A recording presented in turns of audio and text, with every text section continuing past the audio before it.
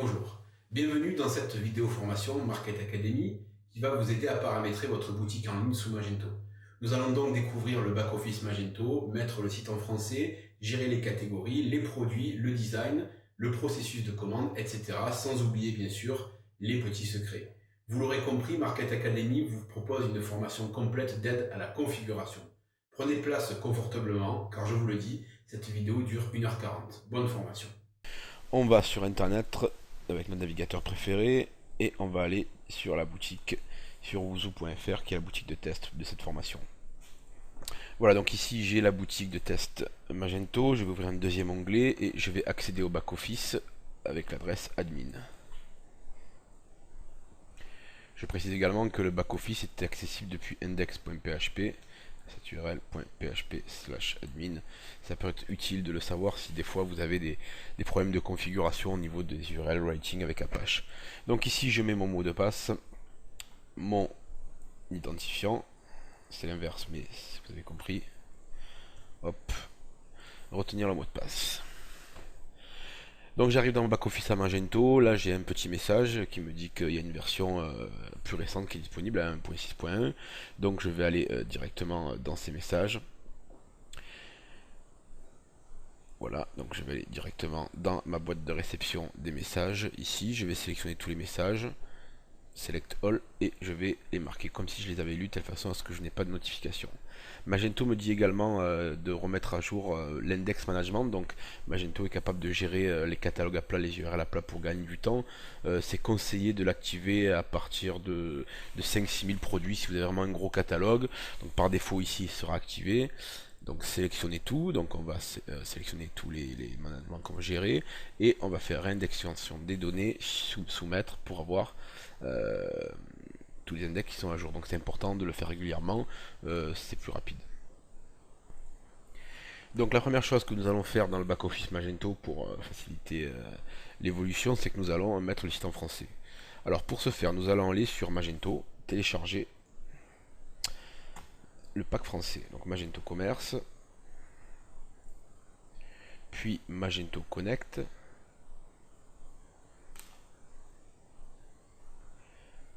Je vais donc taper le nom de l'extension que je recherche ici, donc c'est le pack French.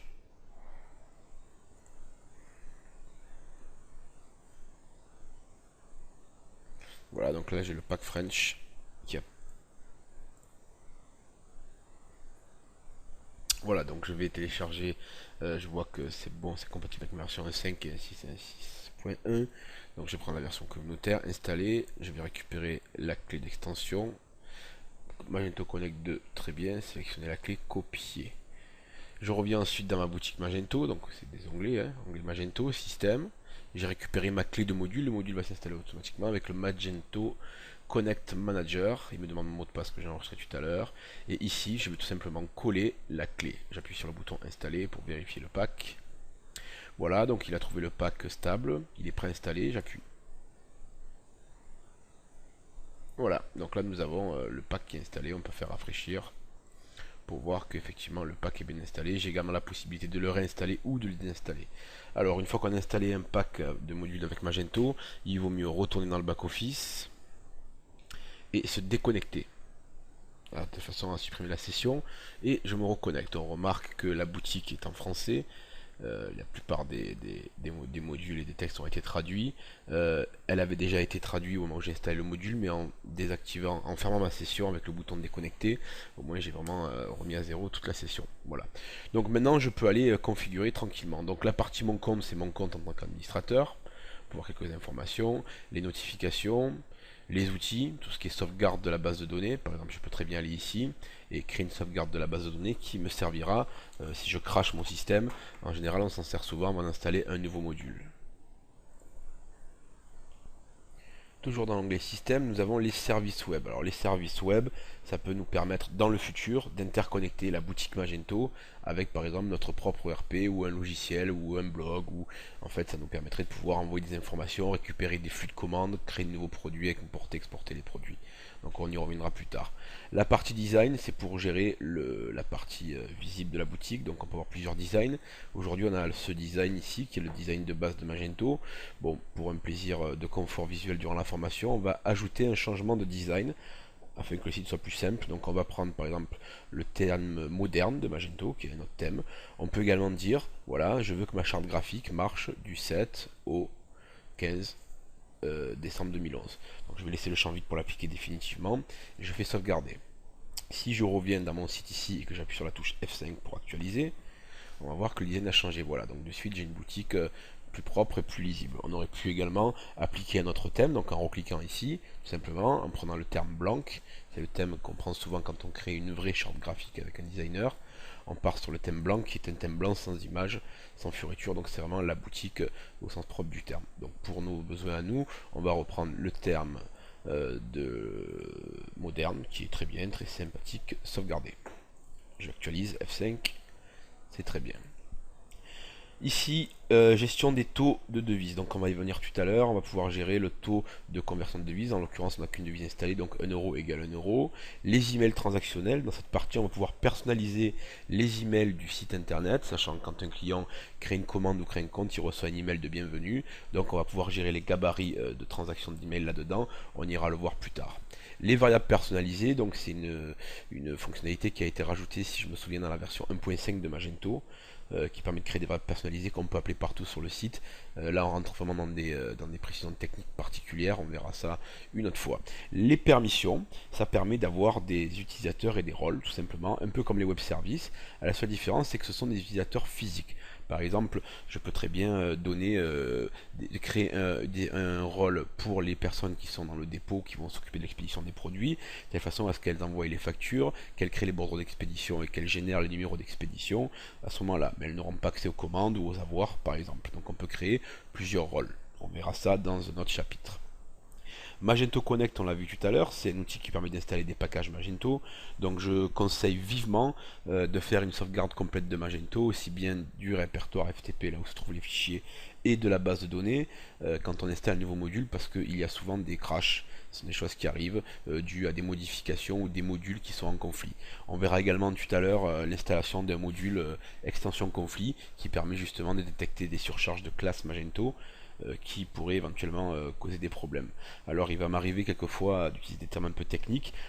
Si je reviens pas sur le sujet, c'est qu'on n'en a pas besoin pour le moment. Notre objectif est vraiment de configurer Magento pour avoir une boutique, on va dire, plus ou moins fonctionnelle à la fin de ce cours. Gestion du cache. Bon, gestion du cache, on va aller faire un petit tour dedans quand même. Donc en fait, Magento utilise un système de cache qui est très bien fait, qui permet d'accélérer la boutique. Par exemple, quand je vais aller dans une rubrique de produits ou dans une fiche produit, plutôt que de faire la requête à chaque fois à la base de données, d'aller créer la page, de l'envoyer à l'internaute, et le Magento va mettre cette page en cache, ça veut dire qu'elle sera déjà prête et déjà disponible. La première fois où on va aller sur cette page, le temps de chargement peut prendre par exemple 2 secondes, et la fois d'après, la page va être affichée le temps de l'envoi de la page. Donc le cache permet d'accélérer grandement Magento. C'est très utile sur les gros systèmes. Donc on peut désactiver certains types de cache et on peut également supprimer le cache, le vider. La gestion des index, on l'a vu tout à l'heure. La gestion des magasins, donc ça c'est important, on va y aller tout de suite. Et les statuts de commande. Donc les gestions des magasins, aujourd'hui, on va créer notre magasin Magento. Donc on a le main website. Donc là, c'est le nom de la boutique. Donc ça, on va appeler boutique, par exemple. Sauvegarder.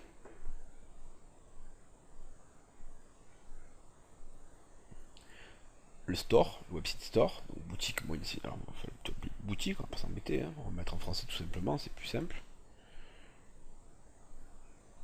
Et la vue. Alors la vue, ça peut être par exemple une langue différente. Donc la boutique, boutique, le magasin boutique, son nom de vue, ça va être mettons boutique affaires.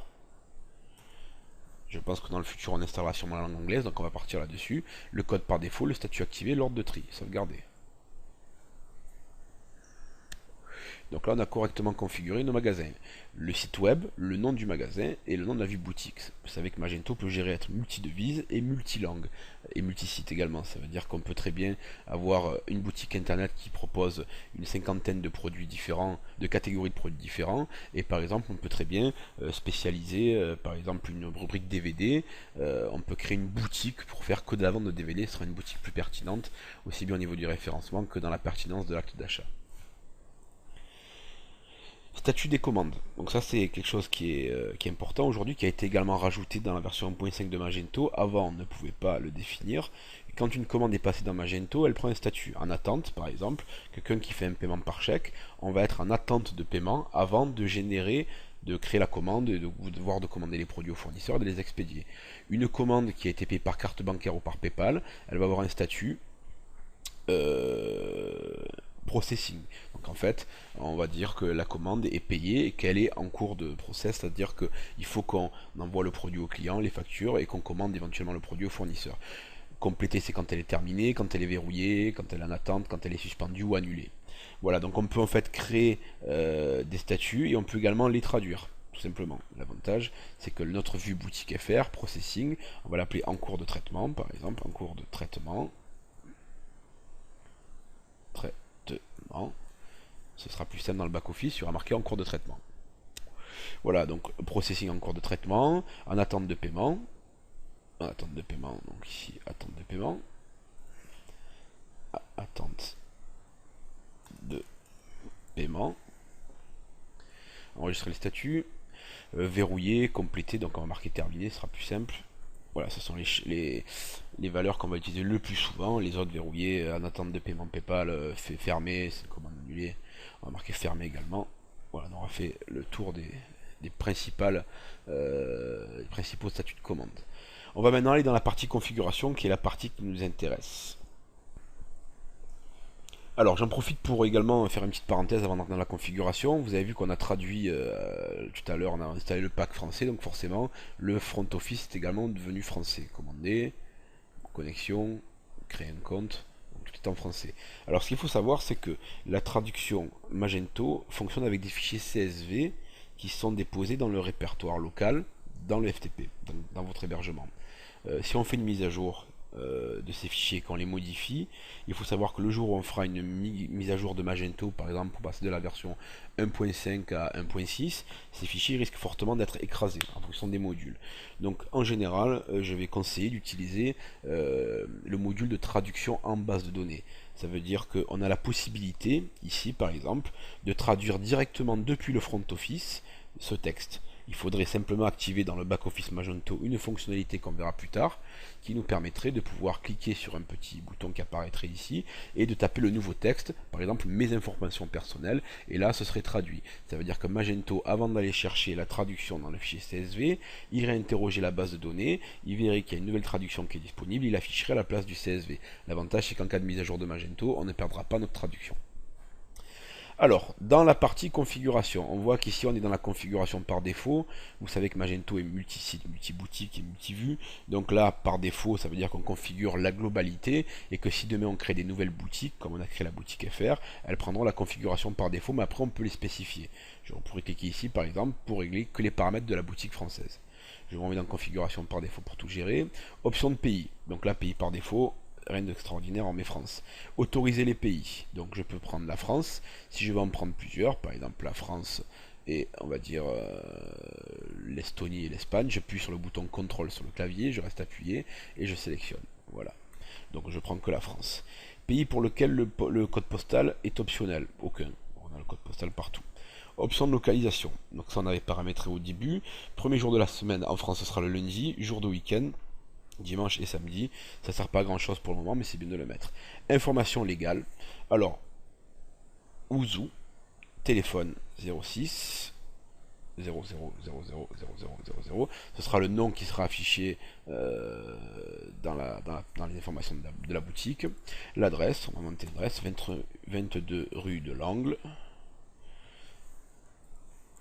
13009 Marseille par exemple, n'importe quoi. On va mettre également d'autres informations et on sauvegarde.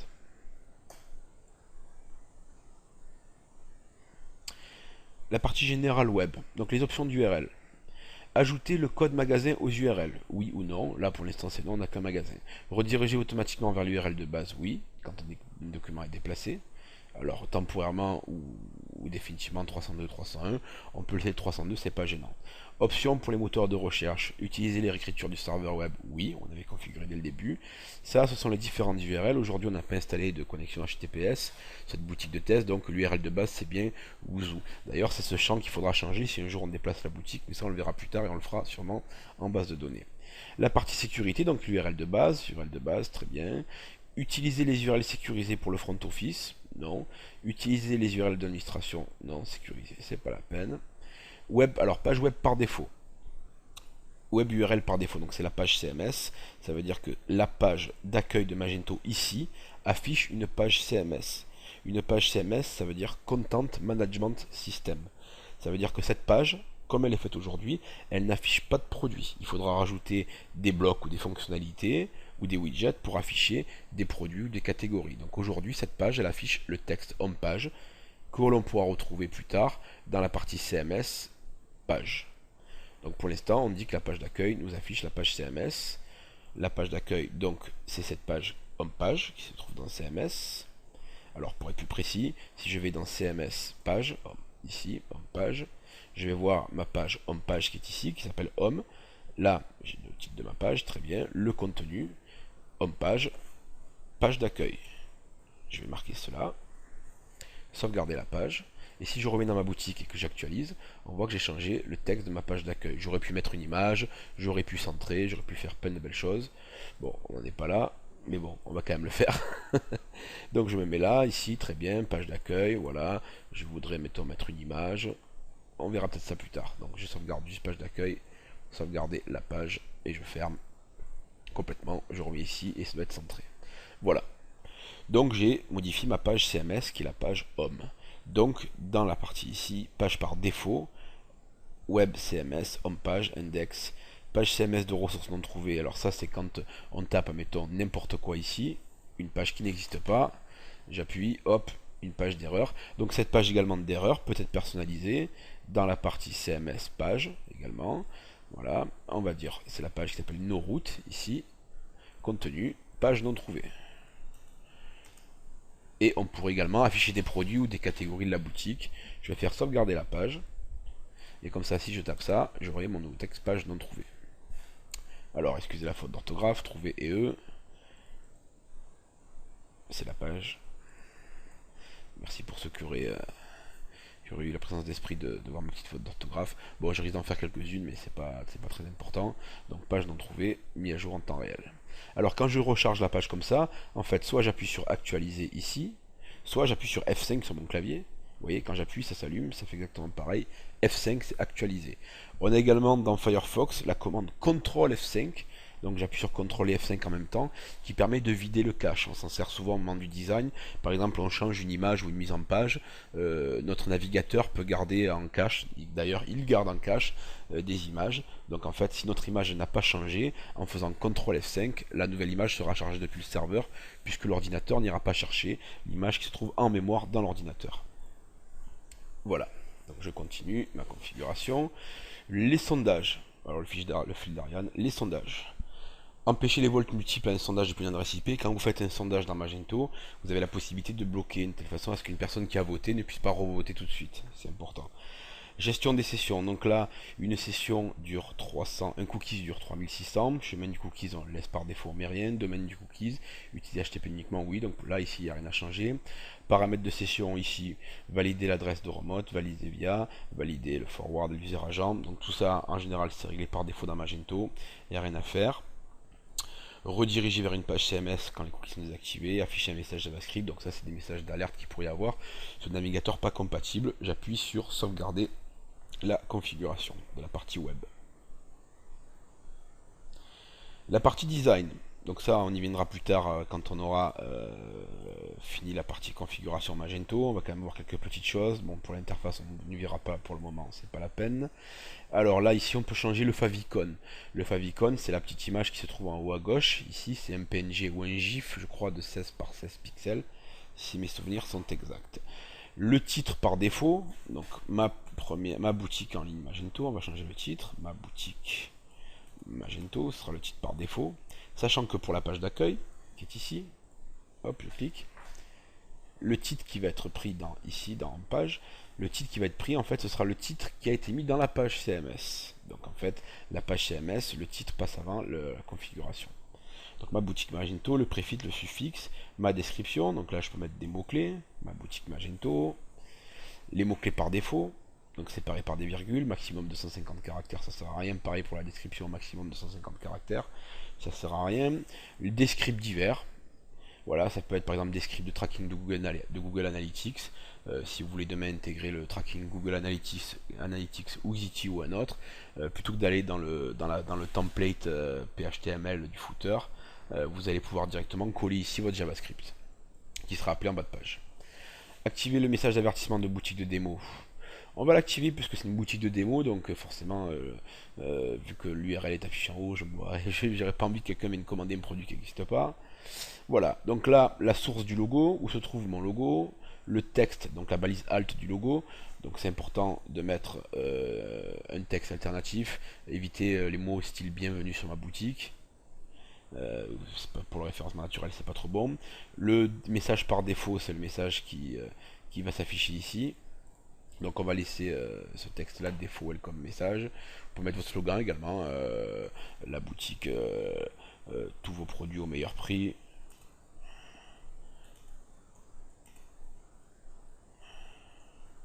Par exemple. Évitez le bienvenu, le welcome et tout ça, c'est pas trop bon. Le pied de page également, donc c'est ce qui se trouve en bas ici. Donc on peut modifier Magento, Demo Store, voilà. Donc on va modifier un petit peu. Copyright 2011, hop. Magento Demo Store, tout droit réservé. Donc on va faire ma boutique Magento. Voilà, Ouzou, c'est le nom du domaine, on va le mettre. Ouzou.fr, ma boutique Magento de formation. Très bien. Du contenu HTML divers également qui va apparaître en bas, donc on peut en rajouter, HTML, des balistiques, des images, tout ça. Le filigrane, ça c'est très sympathique. Si vous avez par exemple une gamme de produits et vous avez pris le temps de faire des belles photos, ce serait dommage qu'un de vos concurrents ou un autre site les prenne sans votre accord. Donc en général ils les prennent, ils s'en servent. Donc vous pouvez mettre un filigrane, par exemple incruster une petite image ou mettre un texte en travers. Donc là vous pourrez par exemple mettre votre format, télécharger votre filigrane ici directement. Voilà. La pagination, c'est pas très important aujourd'hui, on verra ça plus tard quand on travaillera sur la charte graphique dans d'autres chapitres, mais beaucoup plus tard. J'appuie sur sauvegarder. Donc je viens de sauvegarder, on remarque le texte qui vient d'apparaître. Ceci est une boutique de démonstration, aucune commande ne sera honorée. Et également sur la boutique ici, il y a le même texte, on a mis le mode démo, donc il n'y aura pas de commande honorée, c'est un petit texte qui apparaît en haut. Paramétrage des devises. Bon, ça c'est important, c'est les devises. Donc ici on a la devise de base euro, devise affichée par défaut euro, et en marche uniquement avec d'autres devises. Voilà, la connexion de timeout pour les web services, et les paramètres d'import programmés seraient pour importer automatiquement des taux de change de devise. Pour l'instant on n'a pas l'utilité, donc on laisse sur non, on fait sauvegarder la configuration. Les adresses email du magasin. Alors là on a plusieurs adresses. Le contact général. Alors qui? Ça c'est quand un email part de Magento, qui? On va faire ma boutique. Le nom de votre site tout simplement, hein, Ouzou, et l'email. On va mettre mon email tout simplement, comme ça je reçois les emails de commande. Très bien. Le représentant des ventes, le support client, l'email personnalisé, tout ça en général on le personnalise, on peut créer plusieurs emails, mettre le même email, ou le champ from, donc qui est le nom d'expéditeur, on peut également le personnaliser et mettre la même adresse email pour tout le monde. Par défaut, on va mettre la même adresse pour tout le monde avec le même nom, on sauvegarde. La partie contact. Autoriser la page contactez-nous, donc la page contactez-nous qui se trouve ici, contactez-nous, tout simplement. Je peux les désactiver. Alors on verra dans un tutoriel plus tard comment faire pour rajouter des champs dans la page contactez-nous, par exemple un numéro de devis ou un numéro de commande ou un numéro de suite de commande. Donc on peut créer plusieurs pages en fait de contact, mais il faudra quand même accéder un petit peu à la programmation. On verra ça dans les chapitres un peu plus tard dans le temps. Donc envoyer les emails à les options de mail. Donc les emails on les envoie toujours à mon adresse. Gabarit de l'email, formulaire de contact, très bien, sauvegarder. Les rapports. L'année commence en janvier 2001, le mois se termine le mois en cours commence le premier du mois, donc janvier, premier, et le premier, donc effectivement les rapports on les retrouvera ici. Voilà, c'est juste pour dire à Magento à quel moment ça commence. Hein. On peut laisser sur 0, ou si vous commencez par exemple en décembre, on aurait pu commencer sur décembre. L'avantage c'est que les statistiques seront calculées à partir de décembre automatiquement. La gestion de contenu. Donc là, c'est simplement si on veut activer ou désactiver l'éditeur WYSIWYG. Alors WYSIWYG, c'est quoi? Ça veut dire what you see is what you get. Avant, quand on faisait des descriptions de fiches produits sur le web, il fallait mettre des balises HTML tout simplement, pour dire que c'est une image, pour dire qu'on veut la centrer, pour faire un tableau. L'éditeur WYSIWYG, en fait, quand vous êtes dans la description du produit, vous appuyez sur l'éditeur WYSIWYG et il vous sort un outil un petit peu comme Word où vous allez pouvoir rajouter du texte, le sélectionner, mettre du gras, mettre des couleurs, faire des colonnes, voilà. Donc l'éditeur WYSIWYG, en fait, c'est un outil qui vous aide à la mise en page de votre page. Donc là, on n'a rien changé, pas besoin de faire sauvegarder. On rentre maintenant dans la partie catalogue, donc la configuration du catalogue, donc du site forcément et des produits. Le front-end. Alors le front-end dans le Magento, c'est la partie front, accès au public, et le back-end, c'est-à-dire l'arrière-boutique, c'est là où nous nous trouvons ici. Le mode d'affichage par défaut. Donc par défaut, les produits Magento vont apparaître par grille et proposer la liste. Ils pourront également apparaître en liste et proposer la grille, ou alors on peut verrouiller les vues et dire qu'on veut uniquement les produits qui apparaissent dans une grille, ça veut dire une grille avec des colonnes et des lignes qui sont répétées, ou une liste seulement, c'est-à-dire un produit par ligne, donc on va laisser grille et liste. Les valeurs autorisées pour le nombre d'affichages par produit.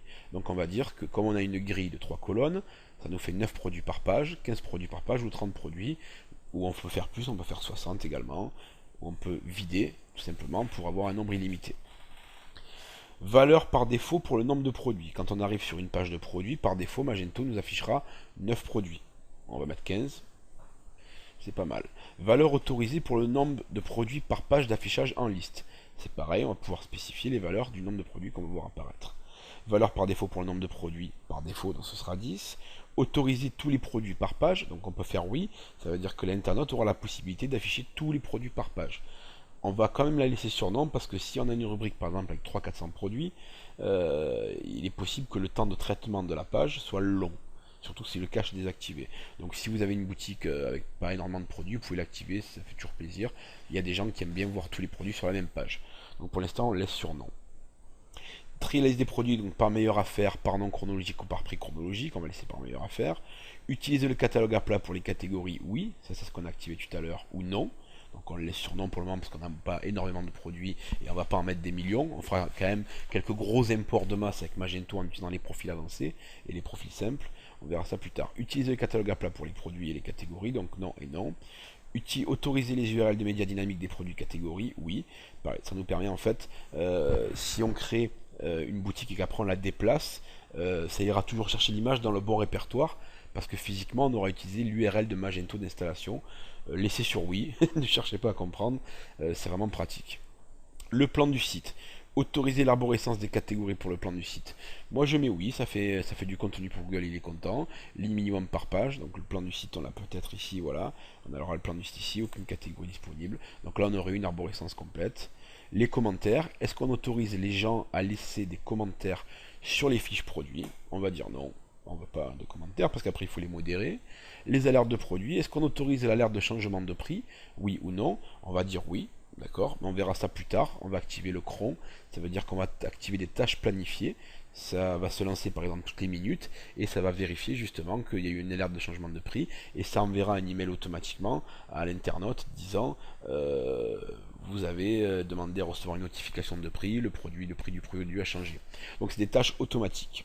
Autoriser l'alerte de disponibilité également. Quelqu'un qui veut commander un produit qui n'est pas disponible, il peut s'inscrire à l'alerte, de telle façon à ce que quand le produit rentre en stock, qu'on le rajoute dans le stock Magento, si on gère les stocks, automatiquement qu'il puisse gérer l'alerte du produit. Paramétrage d'exécution des alertes de produits. Donc les alertes de produits, on peut les lancer par exemple tous les jours à 8h du matin ou à 14h, on choisit l'heure. Destinataire d'email d'erreur, donc là on va mettre notre email, de telle façon à ce que si on a un email dans le traitement, on reçoit un email. Contact général, erreur. Donc ici on aura également la possibilité de définir l'image de base pour les produits par défaut. Ça veut dire que quand on crée un produit dans Magento et qu'on n'a pas renseigné l'image parce qu'on ne l'a pas encore, ça arrive, ou qu'on l'a pas encore faite ou qu'elle n'a pas marché, Magento par défaut affichera une image. En général on met son logo en mettant l'image en cours. Les produits récemment consultés comparés, donc on peut afficher les produits récemment consultés ou comparés par site web, par vue magasin, donc par site web c'est global. Nombre de produits, donc c'est le nombre de produits qui apparaîtront dans la box sur le côté des produits consultés, et également des produits comparés du comparateur de prix. Les prix. La portée des prix catalogue global. Alors global et site web, c'est quoi la différence? En fait, global, c'est quand on met un prix pour un produit dans Magento, il sera forcément affiché dans la page produit. Maintenant, si demain on crée une boutique qui reprend uniquement un échantillon de nos produits et qu'on l'appelle sur un nouveau nom de domaine, donc ce sera une nouvelle boutique, une nouvelle boutique Magento, on pourra avoir un prix personnalisé. Voilà, donc on laisse sur global pour avoir des prix partout, pareil. Navigation par filtre. Alors, quand on crée des filtres sur le côté dans Magento et qu'on navigue dans une catégorie, pour des produits allant de 10 à 50 euros, Magento va nous faire par exemple 5 tranches de 10 euros. Donc de 10 à 20, de 20 à 30, de 30 à 40 et jusqu'à 50. Voilà, donc c'est automatique. Ou alors on peut spécifier, on dit voilà, tranche de prix par défaut, tous les 10 euros. Ça c'est quand on a un catalogue avec des prix à peu près pareils ou qui se ressemblent, ou une fourchette bien définie dès le début. Donc pour le moment, nous, on va laisser en automatique. Navigation dans les catégories, donc ça c'est pour bloquer la navigation de profondeur. On n'a pas intérêt à le faire pour le moment, on va organiser nos catégories comme bon nous semble, donc on ne va pas bloquer la navigation, mais on pourrait le faire. Optimisation pour les moteurs de recherche, donc forcément il faut le faire. Plan de site généré automatiquement, oui. Terme de recherche populaire activé. Suffixe d'URL, donc ça va être la fin, l'extension de la catégorie. Par exemple, un produit va s'appeler, pour une cafetière, ça va s'appeler cafetière.html, donc ce sera la fin de l'extension. On va faire croire à Google dans l'URL via le module URL Writing que c'est une page HTML. Donc on est sur oui. Pareil pour les catégories. Utiliser les schémas des catégories, oui. Créer des redirections permanentes, oui. Séparateur de page, donc il y a le tiret ou le underscore. Moi je préconise le tiret, sachant que le underscore est considéré comme un espace blanc, donc comme un espace, et Google considère également le tiret, celui-ci, donc le moins, comme un espace blanc. Il y a quelques années, l'underscore n'était pas considéré comme un tiret, mais maintenant ça l'est. Utiliser un lien canonique pour les métatags des catégories, on va dire oui. Utiliser un lien pour les produits, oui. Alors qu'est-ce que c'est?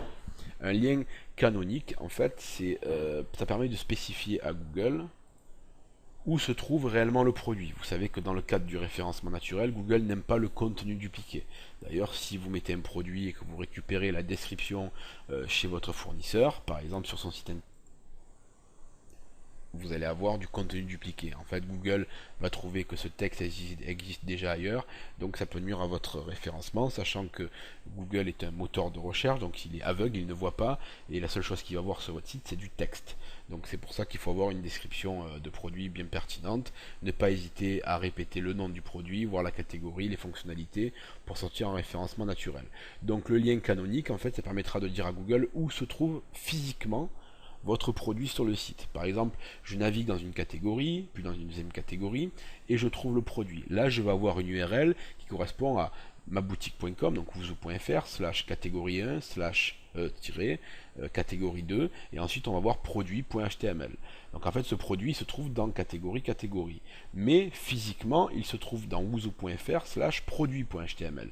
Donc en fait, l'URL canonique, ça va rajouter dans le code source une balise méta canonique URL, canonical URL, qui va dire à Google, voilà, le produit est disponible ici, mais son URL de base, c'est à tel endroit. Ainsi, Google va indexer uniquement cette page et vous n'aurez pas de contenu dupliqué.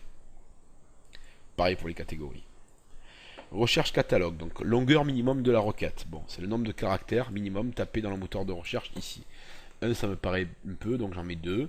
Longueur maximum de la requête, nombre maximum de mots dans la requête, ça on gère. Like, full text ou combiné. Ça veut dire que soit on tape que sur une requête que sur un mot, XAM ou full text, vraiment du texte précis, on peut définir. Appliquer la navigation par filtre si les résultats de recherche sont inférieurs à 2000, ça veut dire qu'on va filtrer les produits en fonction des catégories ou des prix, voire des attributs qu'on verra plus tard, si le nombre de produits est inférieur à 2000. Bon, si vous avez 2000 produits, vous ne serez peut-être pas sur un hébergement mutualisé, donc dans ces cas-là, on mettra 0 pour laisser la navigation active sur tous les produits, puisque vous aurez un savoir dédié qui permettra de calculer des grosses requêtes. Option pour les produits téléchargeables. Donc, un produit téléchargeable, c'est un produit virtuel qui s'achète en ligne avec téléchargement, sachant que Magento intègre en natif un gestionnaire de téléchargement bien fait. Donc, statut du produit commandé pour activer le téléchargement. Donc, il faut qu'un produit soit facturé, d'accord, pour pouvoir le télécharger. Si je mets en attente, ça veut dire que quelqu'un met règlement par chèque, le statut est en attente, et il peut quand même télécharger, et après il paye jamais. Donc il faut laisser sur facturer. Nombre maximum de téléchargements par défaut. 0 c'est limité, donc on va considérer qu'un client qui télécharge mettons, un logiciel ou un produit téléchargeable, il peut venir le prendre 3 fois, et puis après ça expire tout simplement. Est-ce qu'il peut le partager, oui ou non? Titre d'exemple par défaut, donc là c'est le titre par défaut. Titre de lien par défaut, c'est lien, on peut personnaliser ses paramètres. Ouvrir les liens dans une nouvelle fenêtre, oui, c'est quand on clique. Utiliser à disposition de contenu en ligne ou pièce jointe, donc en ligne c'est pas mal. Désactiver le passage de commande en tant qu'invité. Pour les produits téléchargeables, oui. En fait, ce qui se passe, c'est que Magento offre la possibilité aux clients, qui ne sont pas clients d'ailleurs, aux prospects, donc aux visiteurs, de passer une commande sans créer de compte. Alors qu'est-ce qu'ils font?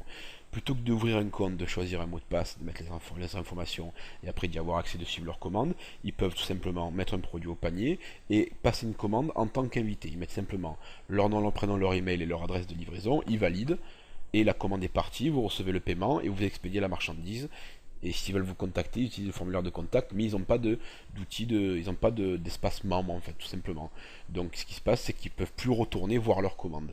Le problème des produits téléchargeables en tant qu'invité, c'est qu'une personne passe sa commande, paye par carte bleue en tant qu'invité, et si elle ne va pas tout de suite dans l'onglet téléchargement pour récupérer ce qu'elle a acheté en téléchargement, eh ben, elle n'a plus accès dès qu'elle ferme son navigateur ou qu'elle revient plus tard. Comme elle n'est pas connectée et pas identifiée, elle n'aura plus accès. Donc elle va forcément vous contacter pour vous dire j'ai acheté, j'ai pas reçu, et vous lui direz forcément. Donc il vaut mieux le laisser sur oui. Utiliser le calendrier JavaScript, non. Ordre des champs, ça c'est jour, mois, année, donc on va commencer nous par jour, par mois et par année, parce qu'on est en France. Le format, on va afficher en 24 heures, période annuelle, c'est pas la peine, oui, on peut définir, par exemple, on va dire qu'on part de 2011, d'accord, à 2015, c'est pour pas avoir une liste trop grosse au moment des sélections, ou ne rien mettre tout simplement, et là Magento essaiera de travailler de façon intelligente en proposant une liste en fonction de l'année dans laquelle on se trouve. Sauvegarder. Alors après avoir sauvegardé, on remarque que Magento m'affiche un petit message en haut. Il me dit que les index ne sont pas à jour, les prix du produit. Ça n'est plus à jour, pourquoi? Parce que j'ai modifié des paramètres du système.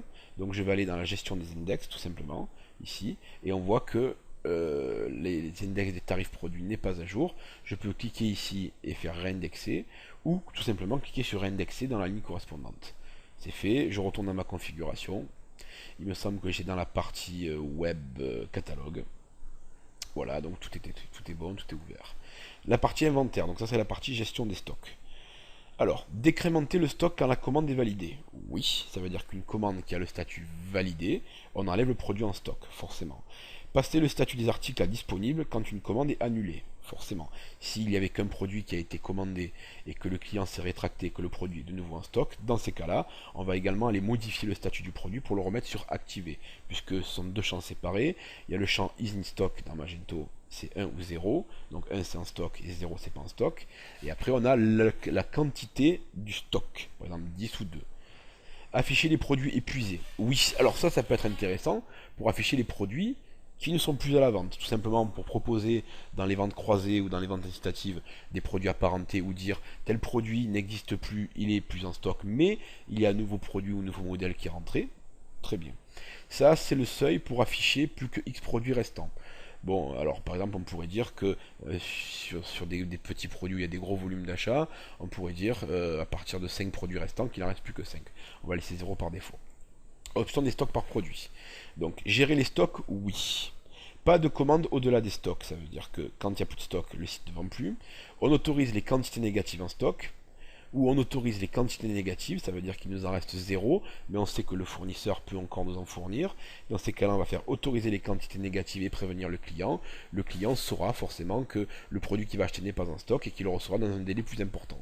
Donc nous, on va faire pour le moment pas de commande au-delà des stocks. Quantité maximum autorisée dans le panier, 10 000. Donc 10 000 en fait c'est le nombre de produits maximum dans le panier, ça paramétré en fonction des besoins, par défaut c'est 10 000.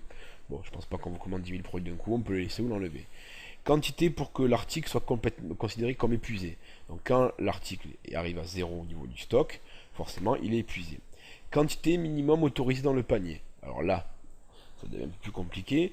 On pourrait dire par exemple que les not login in, ce sont les clients visiteurs qui sont sur le site. Les générales, ce sont les clients qui sont enregistrés en tant que clients. Et après, il y a les revendeurs et tout. Donc en fait, on peut créer des groupes de clients. Ça veut dire que, par exemple, si je fais de la vente à un particulier, je vais proposer, mettons, un produit à 100 euros. Mais je peux également créer un module, un groupe de clients B2B ou revendeurs.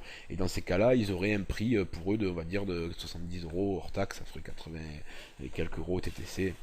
Voilà, donc on pourrait spécifier des tranches de prix par groupe de clients. Un client qui s'enregistre, vous pourrez le déplacer dans le groupe revendeur pour qu'il ait des prix particuliers.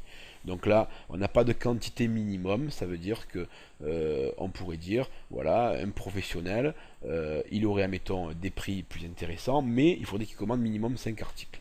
Donc là, quantité supprimée, pas quantité minimum. Notifier quand la quantité passe en dessous de 1, forcément, on reçoit une notification. Activer les incréments de quantité, oui ou non. Donc identifier un incrément de quantité 1, donc c'est pour gérer des incrémentations sur les quantités et sur les prix. Remettre automatiquement en stock un article faisant l'objet d'un avoir. Donc c'est un article qui n'a pas été vendu, qui a été créé en avoir, donc forcément il va être remis en stock si on l'a toujours. Voilà, on sauvegarde. Le plan de site Google. Alors, on remarque qu'il y a encore l'index management qui me demande d'aller voir mon index. Donc, je fais un clic droit, ouvrir dans ce nouvel onglet. Ah, là, j'ai pas mal d'indexation à faire puisque j'ai modifié la gestion des stocks. Donc, Magento a besoin de se remettre. Sachant qu'on peut le faire, plus tard, ça, c'est pas un problème. Si je reviens ici, j'actualise, forcément, le message s'en va. Plan de site Google. Donc là, c'est les priorités sur le sitemap qui est généré. Par défaut, ça marche bien. Quotidien, avec la priorité. Activer oui ou non, ça c'est pour le générer automatiquement si le cron est activé, donc on va dire oui, et qu'on génère par exemple le plan de site à 5 heures tous les matins, quotidien ou hebdomadaire ou mensuel, ça dépend si votre site est mis à jour souvent, ça sert à rien de le mettre à jour tous les jours, le plan de site si vous mettez quelques produits par semaine, vous allez faire hebdomadaire par exemple. Un mail d'erreur, donc guy@webmassilia.com disant il y a un problème, vous recevez une notification, c'est bien fait. Le contact général, sauvegarder la configuration. Alors les flux RSS, on a plusieurs types de flux RSS. Les flux RSS qu'on va retrouver ici, ils ne sont pas affichés parce qu'ils ne sont pas activés pour le moment. Donc activer le RSS, oui. Liste d'envie, oui. Alors, vous savez ce que c'est un flux RSS par exemple. Je peux afficher dans mon e-Google ou dans mon Outlook automatiquement des flux RSS. Donc là, je vais activer le RSS. Je vais activer ma liste d'envie en RSS, les nouveaux produits, oui, les produits spéciaux, oui, les coupons de réduction, oui ou non. Ça veut dire que si demain je crée une remise de 20% sur une catégorie, sur un produit et qu'elle est publique, automatiquement les gens pourront aller récupérer cette information dans le flux RSS. Les tags des produits, les catégories et le statut de notification de commande. Bon, ça, on s'en sert plus pour notification de commande sur des fournisseurs quand ils ont passé des commandes. Donc là, je vais simplement sauvegarder. Et normalement, je dois avoir le module RSS qui doit apparaître quelque part. F5. Non. Voilà, donc mon flux RSS. Il faut simplement recharger le cache qui est ici. Donc, agencement. Sortie des blocs HTML. Rafraîchir. Actualiser. RSS qui est ici, si je clique dessus, on voit les nouveaux produits, on peut récupérer le flux RSS XML. Il n'y a pas de nouveaux produits, il n'y a pas de produits spéciaux. Très bien. Donc je reviens dans la partie configuration. Envoyer un ami. Gabarit d'email, oui. Envoyer un ami. Autoriser pour les invités, non. On va pas autoriser les gens qui ne sont pas enregistrés à envoyer des fiches produits à leurs amis, ou oui. Alors il faut faire attention, ça peut servir de spam également, donc il y a des sécurités sur Magento. Je conseille de laisser, de refuser pour les invités. Et on va faire limiter l'envoi par cookies ou par adresse IP. L'avantage du cookies, c'est que il va être créé sur le navigateur de l'internaute. S'il vide ses cookies, il peut réenvoyer. Si c'est bloqué par IP, c'est bloqué définitivement à partir de 5 destinataires ou 5 à l'heure. Sachant que si c'est le cadre d'un bureau avec plusieurs personnes connectées sur la même connexion, par exemple une Freebox, plusieurs personnes qui reçoivent le site en même temps, ça va bloquer l'IP de la connexion. Donc forcément, si quelqu'un a utilisé les 5 envois dans l'heure, on ne pourra plus le faire. Donc il vaut mieux laisser cookies non sécurisés. Bon, je suis pas trop d'accord. De toute façon, qu'est-ce qu'ils vont faire? Ils vont envoyer des emails avec des produits à leurs amis. On laisse, sauvegarder. The Find. Alors The Find, c'est pas trop utilisé en France, ça sert à rien de le voir pour le moment. Les clients. Donc la partie configuration client, nous avons plusieurs options. Le gabarit du mail de succès. Mon gabarit abonnement réussi.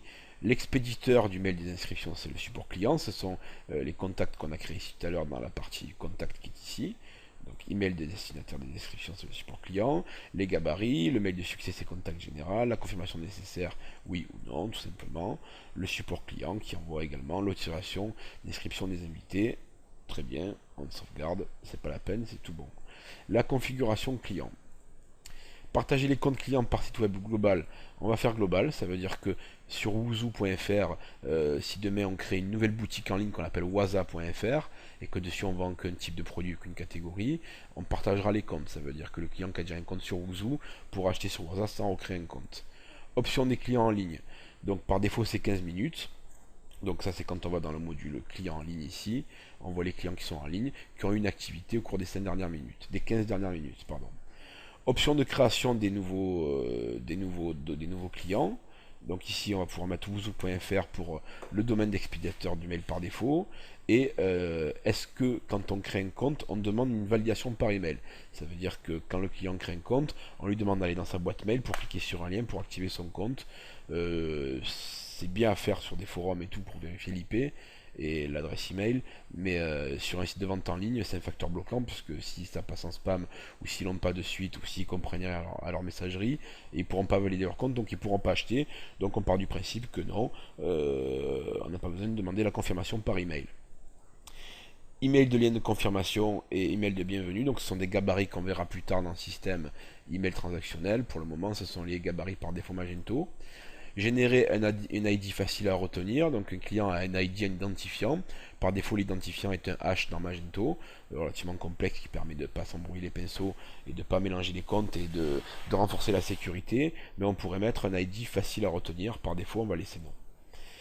Les mots de passe, donc quand un client perd son mot de passe, il recevra un email du support client avec le gabarit d'email, mot de passe. Donc là, ce sera un texte, vous avez oublié votre mot de passe, cliquez ici pour relancer la procédure de nouveau mot de passe, sachant que ce gabarit d'email également, comme tous les gabarits d'email, sont gérables depuis la partie email transactionnel qui est ici, qu'on verra plus tard.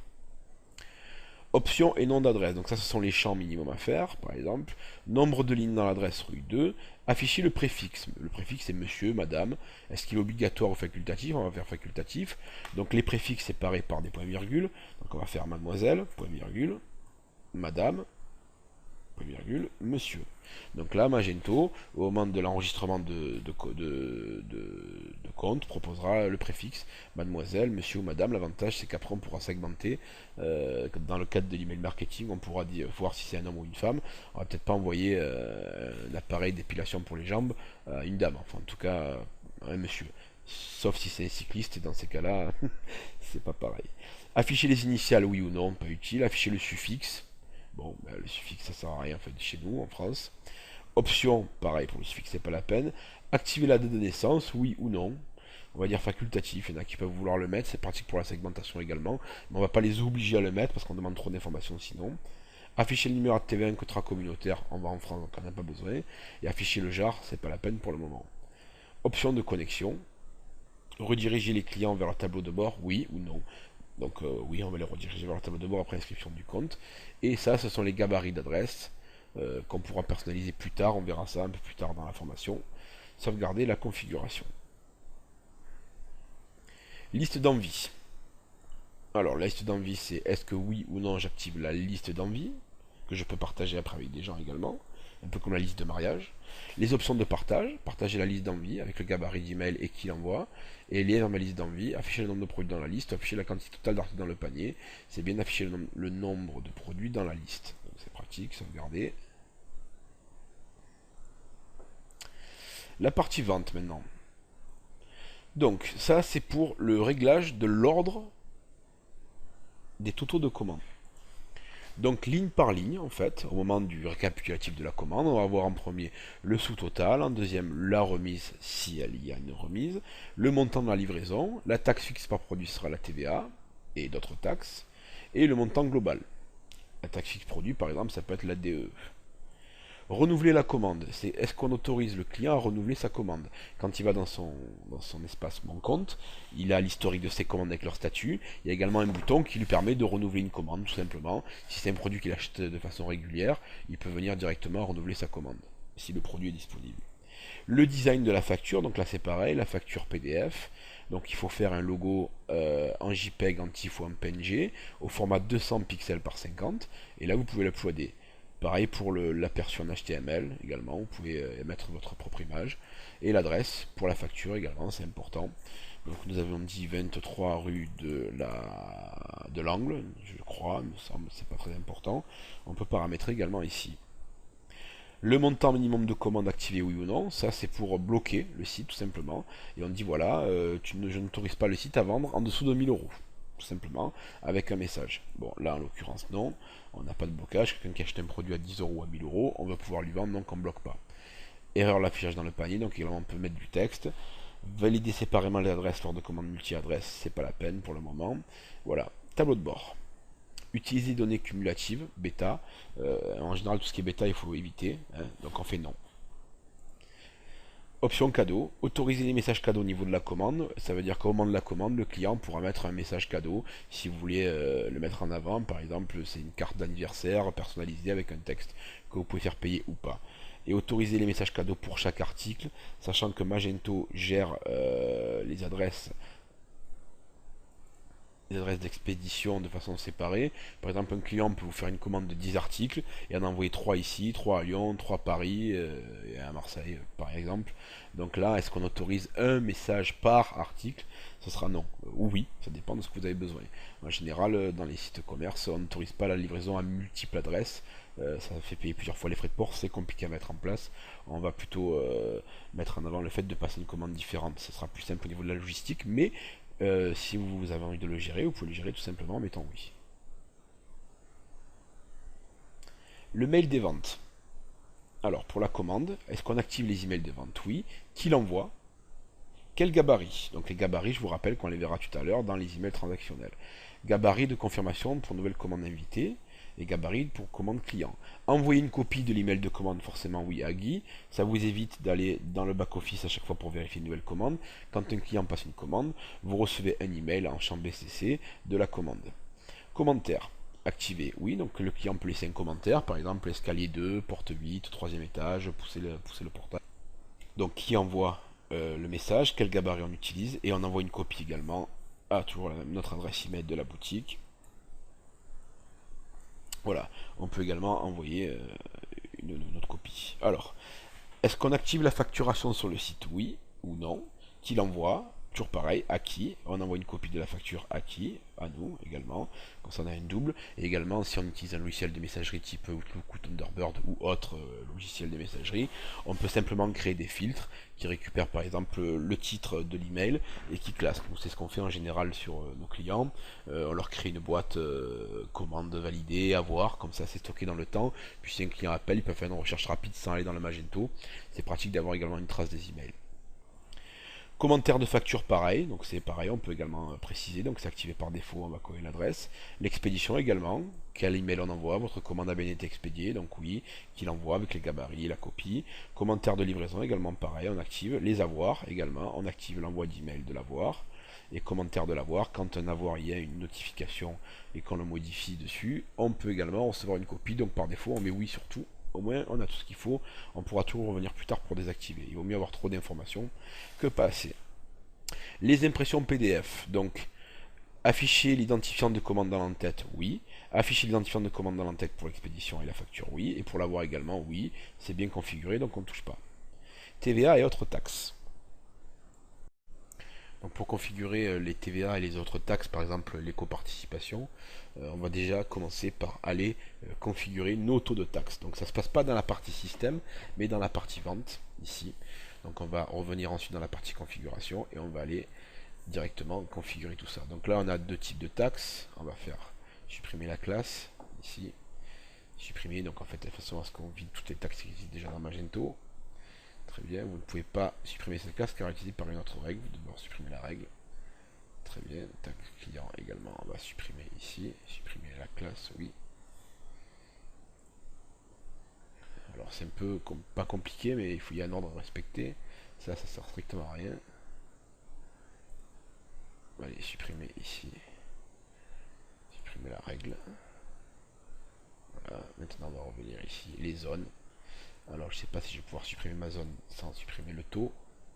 Oui, j'ai eu de la chance. Supprimer le taux. Voilà, donc au final, dans les règles, je n'ai plus rien. Dans les zones, je n'ai plus rien. Dans import automatique, ça ne sert à rien. Les taxes de classe client, ici, on ne va pas pouvoir la supprimer, je pense, parce qu'elle doit être utilisée déjà par Magento. Vous voyez, vous ne pouvez pas supprimer cette classe, car elle est utilisée par 4 groupes de clients. Très bien, TVA, autres taxes.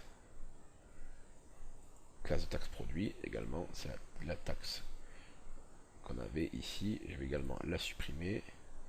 Je clique dessus. Supprimer la classe, oui. Voilà, donc ici maintenant je vais ajouter une nouvelle taxe et je vais dire TVA 19,6, 19,6%, sauvegarder. Donc là je commence par TVA, classe de taxe produit. Excusez-moi, taxe produit. La taxe client ici, on va simplement la renommer 19,6% pour savoir à qui on applique la taxe, donc au client. Gérer les zones et les taux de taxe, donc ici on va ajouter une nouvelle zone, tout simplement. Identifiant de taxe, donc ça va être TVA 19,6%. Le pays, on va qu'en France, donc on rajoute la France. L'État, tous les États. Le code postal est une tranche non, le code postal, tous 19,6. On ne met pas de pourcent là, il va le faire automatiquement. Sauvegarder. Maintenant, je peux aller dans la partie taxe, gérer les zones, ici. Et en fait, j'ai configuré correctement toute ma classe et ma TVA. Donc on reprend. Gérer les règles de taxe. Ajouter une nouvelle règle, ici. Donc on va l'appeler 19, alors TVA 19,6%. Donc là on définit la règle, la taxe client, la taxe produit, le taux de taxe et la priorité si on est des taxes cumulatives. Donc là c'est parfait. Donc si je récapitule, dans les taux de taxe, j'ai une TVA 19,6 qui s'applique à la taxe client 19,6 que j'ai créé au préalable, ainsi que la taxe produit 19,6 que j'ai créé au préalable, et le taux de taxe 19,6 que j'ai créé au préalable. Retour. Ici, dans les zones, donc on a vu tout à l'heure qu'on a défini AOPI France pour toutes les zones et tous les codes postaux, la TVA à 19,6%, c'est parfait. Ici, dans les classes de taxe client, tout simplement, un client va le taxer à 19,6%, donc c'est le nom de la classe qu'on a défini dans la partie TVA, règle des taxes. Et ensuite, taux de taxe. Pour les produits également, il faut pouvoir définir le nom. Donc cette taxe s'appelle TVA 19,6. Donc au final, ici, ce sont que les noms. Et en fait, ici, on va gérer le nom de la taxe client, le nom de la taxe produit. Ici, on va gérer les taux, 19,6%. Et ici, on va créer notre règle en disant, voilà, pour les clients, on va appliquer une TVA produit et une TVA de 19,6%. Donc là, nous avons correctement configuré notre TVA. On peut aller maintenant dans la partie configuration des taxes, ici. Alors, classe de taxe. Classe de taxe pour la livraison. Est-ce qu'on applique, oui ou non, la TVA sur le frais de port? Oui ou non? Là, on va dire non. Alors, il faut regarder un petit peu avec votre comptable par rapport à la TVA sur les produits. Ça, c'est sûr. Par contre, concernant la livraison, normalement, on paye la TVA que sur le montant de l'emballage. C'est un peu compliqué, donc pour l'instant, je vais les surnoms, on verra plus tard. Méthode de calcul de la... On va mettre sur oui, allez. Méthode de calcul de la taxe basée sur le total. Forcément, on peut faire sur le prix unitaire ou sur une ligne. Calcul basé sur l'adresse de livraison. Prix du catalogue. Alors, comment apparaissent les prix du catalogue dans Magento? Donc, on va faire apparaître les prix TTC. Comment apparaissent les frais de port dans Magento? Les prix TTC.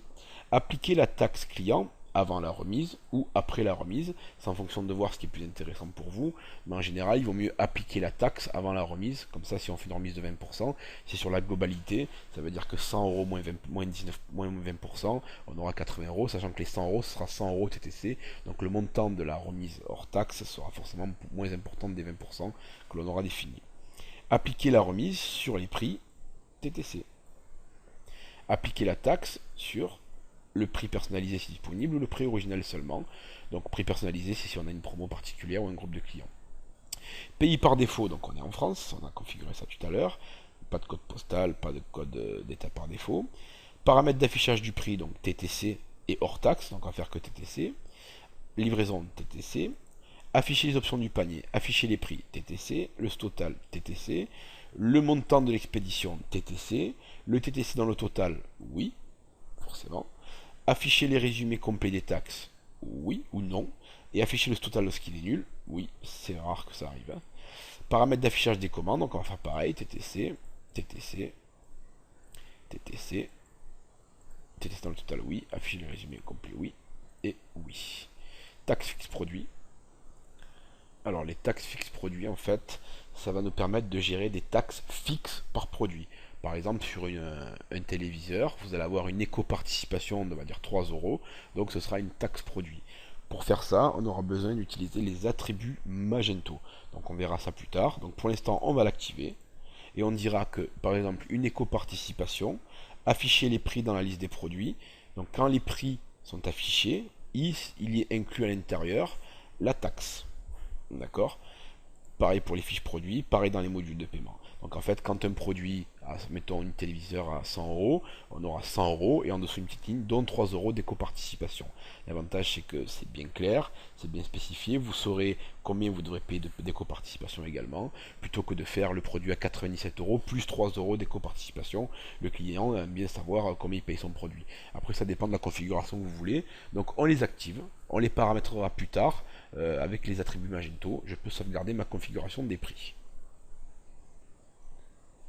Commander. Option de règlement. Activer le passage de la commande en une seule page, oui. Ça évite de changer de page à chaque fois. En fait, vous allez avoir sur le côté du site ici au moment de la commande. Je vais cliquer page d'accueil. Au moment de la commande sur le côté, vous allez avoir étape 1, étape 2, étape 3, étape 4 dans la même page. C'est de l'Ajax. C'est pratique. Donc on laisse oui. Autoriser le passage d'une commande en tant qu'invité. Alors là, c'est si je veux donner la possibilité à l'internaute de passer une commande sur le site sans créer de compte. C'est ce que je vous parlais tout à l'heure. Par exemple, le client, il va mettre un produit au panier, il met son nom, son prénom, son adresse d'expédition, il paye par carte bancaire, il met son email pour recevoir l'email de confirmation, mais il ne crée pas de compte. Ça veut dire qu'il ne peut pas revenir dans son compte pour voir le statut de sa commande. C'est une commande en tant qu'invité, commande rapide. Donc on va laisser à oui pour le moment. Afficher les conditions générales de vente, oui. On va également voir les conditions générales de vente juste après. Le panier. Durée de vie du panier dure 30 jours. Qu'est-ce que ça nous coûte de mettre 360 jours à l'année? Le client qui aurait dans 3 mois, il pourra également retrouver son produit au panier s'il existe encore et si le prix du produit a été changé, sera mis à jour. Rediriger vers le panier après l'ajout d'un produit. Quand le client donc met un produit dans son panier, il est redirigé vers son panier ou il reste sur la fiche produit qu'il est en train de visiter. Donc oui, on redirige. Image du produit groupé et image du produit configurable, on verra ça dans les produits configurables. Par exemple, un produit configurable ou produit groupé, ça peut être par exemple la télévision avec le câble, avec le système cinéma qui va avec. Dans ces cas-là, on n'apparaîtra que la vignette du produit lui-même. La vignette du produit par an, ça sera un pack. Lien vers mon panier, donc afficher la quantité totale d'articles dans le panier ou afficher le nombre de produits différents dans le panier. Donc ça, c'est le résumé du panier qui se trouve dans le côté du site, qui sera dans la colonne de gauche ou de droite. De gauche ou de droite. On verra ça tout à l'heure, on n'en est pas là. Donc pour l'instant, on va faire afficher le nombre de produits dans le panier. Par exemple, il y aura marqué votre panier contient 3 produits, 120 euros. Ou alors, il y aurait marqué votre panier contient 3 produits, produit 1, produit 2, produit 3. Donc ce serait séparé. Barre latérale du panier, afficher la barre latérale du panier, oui. Nombre d'articles récemment ajoutés, affiché 3. Et erreur d'email également. Donc là, toujours pareil, on va mettre une petite adresse email pour recevoir une erreur de traitement. Email d'erreur de paiement. En cas de paiement, on recevra un email. Je sauvegarde. Alors là, on a vu qu'on a parlé des conditions générales de vente qui sont ici, activées oui. Les conditions générales de vente se trouvent dans la partie vente ici, conditions générales de vente. Je fais clic droit, vente, clic droit, ouvrir dans un nouvel onglet pour ne pas perdre ma page de configuration. Je clique et là je vais créer de nouvelles conditions générales de vente. Le nom de la condition générale de vente. Elles sont activées. Elles s'affichent en texte ou en HTML. En texte, c'est très bien. Alors, ça, c'est le texte de la case à cocher. Donc, en causant, alors, on va un petit texte qui va apparaître devant la case à cocher disant que j'ai bien accepté les conditions générales de vente. Donc, en cochant, on va marquer qu'en cochant cette case, je reconnais avoir lu les conditions générales de vente et les accepte par exemple. Vous pouvez mettre ce que vous voulez, c'est en fonction de vous. Et ici, texte des conditions. Texte des conditions générales de vente.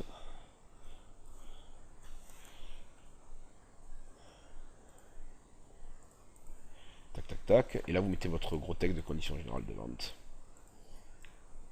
Vous pouvez afficher du texte ou du... Voilà. Du texte ou de l'HTML. On conseille le texte parce que ça apparaît dans une petite box au moment de la commande. On verra ça tout à l'heure. Très bien. Donc là, mes conditions générales de vente sont activées. C'est parfait. Tout va bien. Paramètres de livraison. Origine. France. Code postal. Peu importe. On met ce que vous voulez. Code postal d'expédition, ça c'est quand on utilise des modules qui permettent de 1m1300, qui permettent de définir le poids en fonction de la distance. Bon, en général, maintenant on n'utilise plus trop ça puisqu'on a des barèmes nationaux tout simplement. Autoriser la livraison à plusieurs adresses. Un client qui va passer une commande de 5 produits, est-ce qu'on l'autorise, oui ou non, à envoyer un produit à chaque adresse? C'est très compliqué, on met non. Quantité autorisée pour la livraison à plusieurs adresses, 100. Non, on ne l'autorise pas, donc c'est non. Vous pouvez mettre oui si vous voulez. Mode de livraison. Alors là, on a des modules par défaut. On a le DHL natif Magento, le FedEx natif Magento qui sont désactivés. Hein. Le UPS natif Magento, l'UPS et USPS. La livraison gratuite, d'accord. Méthode, tac tac. La tarification, tarif unique. Voilà. Donc là, ce qu'on va faire, c'est qu'on va activer deux modules. Tarif unique, on va dire que oui, on fait une tarif de livraison unique. Donc livraison. Alors frais de port, on va l'appeler. Frais de port. Tout simplement. Nom de la méthode fixé. Donc forfait, on va dire que c'est un forfait. Par article, non. Sur un global par commande. Donc soit aucun, soit par commande, c'est-à-dire le global. Et on va dire, voilà, c'est 10 € le frais de port. On va mettre 10 tout court, ça ira. Calculé, fixé ou sur 1%. Par exemple, ça pourrait être 10% du montant total de la commande. Là, ce sera 10 €. Frais de traitement, ça c'est les frais de carton et d'emballage. On peut mettre 2, on peut mettre 0. Un message d'erreur quand la méthode ne peut pas marcher parce qu'il y a des conditions. Donc là, ben, on peut le traduire en français. Hein, on mettra désolé, ce mode de livraison n'est pas disponible. On va la marquer Alors, désolé. Ouais, ça, je fais des bêtises. J'ai eu un petit bug, excusez-moi. Alors, désolé. Désolé, ce mode de livraison n'est pas disponible. Voilà. Les pays autorisés pour la livraison à 5 €, on va dire certains pays. On va sélectionner que la France. On va pas se ruiner. France. Voilà, très bien. Activer le mode, afficher le mode s'il n'est pas applicable. Non, on ne va pas la faire apparaître s'il n'apparaît pas. Ordre de tri, c'est peu importe. Alors, la tarification, la livraison gratuite maintenant, par exemple, on va dire qu'on va activer. On va l'appeler livraison. Alors, frais de port. Et cette fois, on va l'appeler nom de la méthode, livraison gratuite. Montant minimum de commande, on va dire qu'on offre le frais de port à partir de 300 € d'achat. Et on va également mettre notre petit texte si ce n'est pas disponible. Voilà, pays autorisé, France également. Tac, France. Très bien. On sauvegarde. Alors, on verra plus tard dans les différents tutoriaux vidéo Magento comment installer le module Mondial Relais, le module GLS, le module Colissimo, le module SO Colissimo et également le module Owebia Shipping, en fait, qui est un module qui permet de configurer la plupart des frais de port en fonction de barème ou de prix ou de région ou d'adresse IP ou de pas mal de paramètres, donc qui est très sympathique. Voilà, donc le SO Colissimo, c'est le nouveau module de livraison de la poste, enfin nouveau, il a un an, qui permet d'avoir une page sandwich et de se faire livrer dans le commerce à côté de son travail ou de sa maison. Le GLS, qui est un module de transporteur, le TNT également, on pourra voir également le Mondial Relais, pareil, comme le point relais qu'il y a là. Donc ce sera des modules qu'on installera dans la partie formation vidéo Magento qui viendra quand j'aurai le temps de la faire, sur comment installer les modules de livraison. Donc certains sont disponibles dans le Magento Connect et d'autres, c'est moi qui les ai fait, donc on verra comment les installer simplement sur le serveur et les paramétrer rapidement. Voilà, et j'en profiterai pour remercier également mes amis développeurs qui ont travaillé avec moi sur certains modules. De toute façon, on spécifiera ça au moment de la formation. Voilà, donc pour les modes de livraison, on est OK. On a une livraison à tarif unique à 10 euros. 5 euros, c'est pas assez cher. On va mettre 10 euros, sauvegarder. Là, le titre, on va dire livraison. J'ai oublié de spécifier tout à l'heure parce que j'ai planté mon navigateur. Livraison. Et là, on va dire tarif unique. Par article, 10 euros. Très bien fixé. C'était bien configuré, le reste, sauvegarder. Voilà. API Google. Bon, ça, on verra plus tard. On peut activer tout simplement l'API Google avec native Magento, le Google Analytics. Donc si vous avez un compte Google Analytics, il vous suffit de mettre ici votre numéro de tracking, UA, quelque chose. Souvent c'est des chiffres, donc UA, FR, tac, tac, tac, tac, tac, tac, tac. Vous sauvegardez la configuration, tout simplement. Et si je reviens, alors je vais faire activer oui. Si je reviens dans mon site internet ici, que j'actualise ma page, et que je demande d'afficher le code source de la page, qui est ici, tout simplement, on verra que là, il m'a rajouté le script Google Analytics quelque part, sachant que mon code Google Analytics que j'ai mis n'existe pas, il a quand même mis, il est là, vous voyez. Donc là, il m'a rajouté le code de tracking de Google Analytics avec mon numéro de compte. Voilà, tout simplement. Donc je ferme et puis je vais les activer puisque je n'ai pas encore créé de compte Google Analytics. On verra ça au moment de la segmentation. On installera également un outil de tracking qui nous permet de savoir d'où viennent les commandes qui sont générées. Par exemple, savoir si c'est un comparateur de prix qui a généré une commande ou le référencement naturel ou une campagne email. Donc on verra ça plus tard, le tracking, et on profitera pour configurer notre Google Analytics. Google Base, bon, Google Base, c'est un outil qui permet de configurer, de mettre vos produits en vente sur Google Shopping. Google Checkout, c'est un module de paiement un petit peu comme PayPal. Ça, on verra plus tard, ou Google Optimizer. Google Checkout, donc plusieurs types de configurations avec des frais de port automatiques. Ça, on verra plus tard. C'est pas ce qui nous intéresse pour faire commencer à travailler le Magento. Donc PayPal. PayPal, c'est simple en fait, on a le module PayPal qui est disponible dans PayPal et dans mode de paiement. Donc pays du marché en France, on va mettre un email, par exemple guy@webmassilia.com. Donc ça c'est mon adresse de paiement PayPal, de réception de paiement, et on va dire PayPal standard, PayPal Express. Donc je vais sauvegarder ma configuration. Voilà. Alors je vais dire PayPal standard classique, paiement PayPal. Ce sera le titre du module de paiement directement dans mon site, l'ordre de tri, l'action de vente, tous les pays autorisés, mode standbox non, c'est pour le tester, transférer les articles dans votre panier oui, mode debug non, donc là en fait il est en mode production.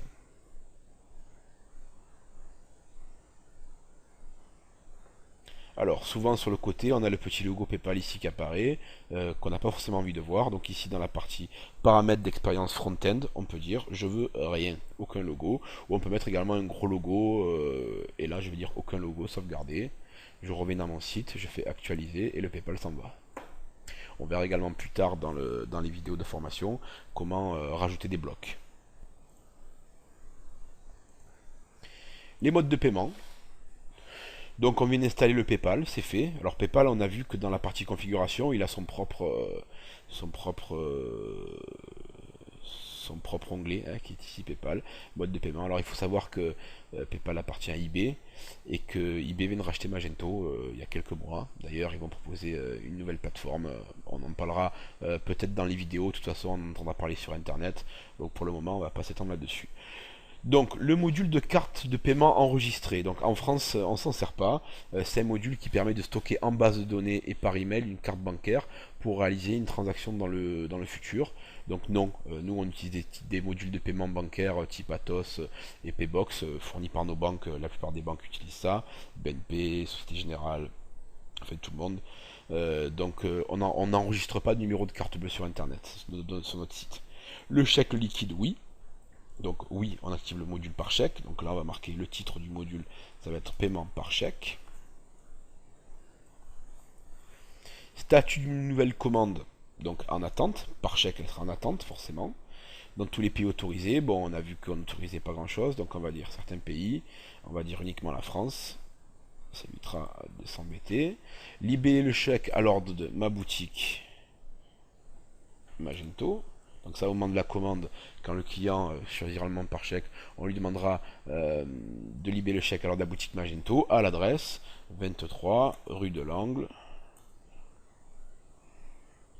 c'est l'adresse de test qu'on a mis tout à l'heure. 1300, excusez-moi.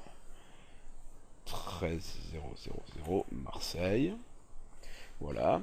Le montant minimum de commande, donc à partir de combien d'euros on accepte le chèque, et le montant maximum, ça veut dire qu'on n'accepte pas le chèque au-delà de 100 euros d'achat par exemple. Et l'ordre de tri, ça va être pour afficher l'ordre tout simplement. On peut mettre en premier PayPal, en deuxième la carte bancaire, en troisième le chèque. Sauvegarder, on verra plus tard. Règlement d'un sous-total nul, ça pour l'instant on met sur non, mais ça permet en cas d'avoir de passer des coupons de réduction. Par exemple, quelqu'un qui a un avoir de 20 euros qu'on a transformé en chèque cadeau ou en coupon de 20 euros, de pouvoir payer de 0 avec. Donc là on le laisse sur non. Pour le moment, on verra en temps utile si on l'active ou pas. Le bon de commande, non, pas de bon de commande.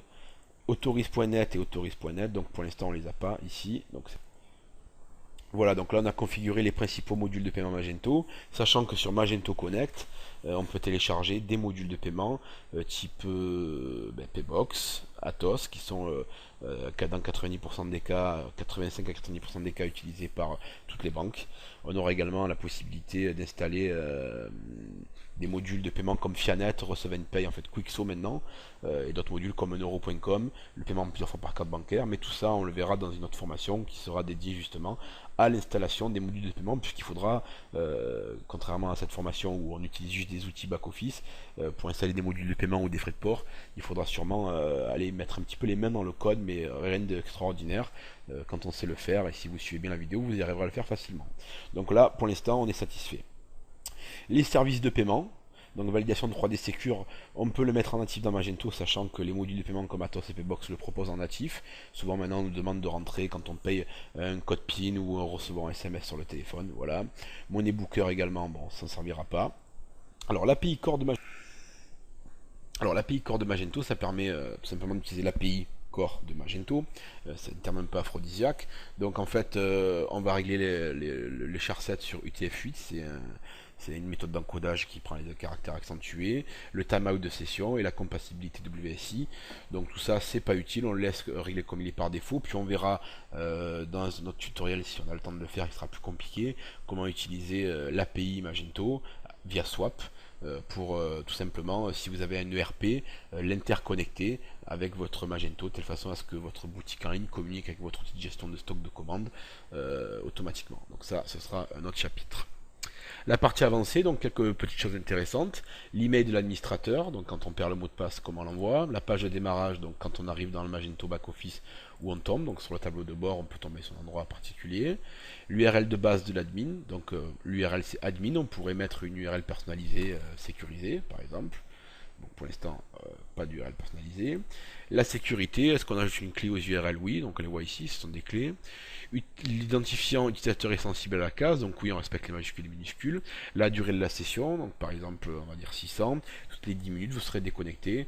Moi, je vous conseille de le mettre au moins à 1 heure, de telle façon à ce que vous ne soyez pas embêté. Activer les graphiques sur le tableau de bord. Ça permet d'avoir ici sur le tableau de bord les courbes des graphiques des produits. Donc là, on n'a pas de vente, donc on n'a pas de graphique pour le moment. Voilà, le système.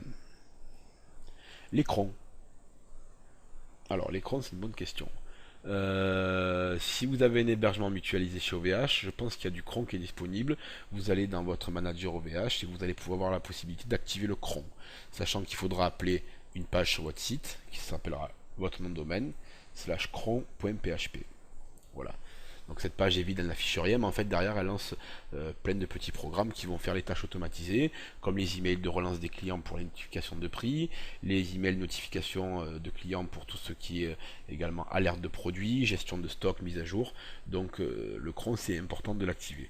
Si vous avez un hébergement mutualisé chez un autre hébergeur, vous pouvez tout simplement l'appeler pour lui dire d'activer un cron toutes les minutes sur l'URL votre nom de domaine.fr /cron.php, et toutes les minutes le cron, ça veut dire c'est une tâche automatique, va aller appeler votre boutique sur cette page pour lancer les tâches automatisées. Voilà, donc le cron il est réglé toutes les 15 minutes, programme en avance de 20 minutes, on peut le régler comme on veut, c'est raisonnable 15 minutes, moi en général je mets tout à 1 pour que ça aille vite. Paramètres d'envoi d'email, donc désactiver les envois d'email, non. Si vous faites oui, vous désactivez tous les emails.